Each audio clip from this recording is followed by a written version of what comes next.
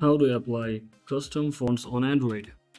So hello guys, welcome back to my YouTube channel. In this quick tutorial I'll be showing you how to apply custom fonts on Android.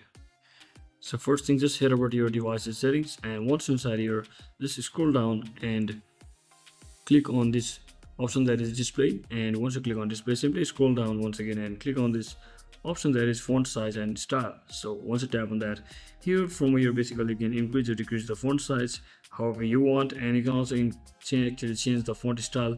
And if you want and apply a custom font, you can also tap on this download fonts button over here to actually choose between the varieties of custom fonts provided by your mobile manufacturer. For in this case I'm using Samsung Galaxy, so it will be definitely showing all of the available fonts which you can actually download according to your choice. And you can do the same for your free version of fonts or paid version as well. So once you select and download any one of those from the required store, you can basically choose between the font size or font style just like this, and that is exactly how you can easily apply custom fonts on Android.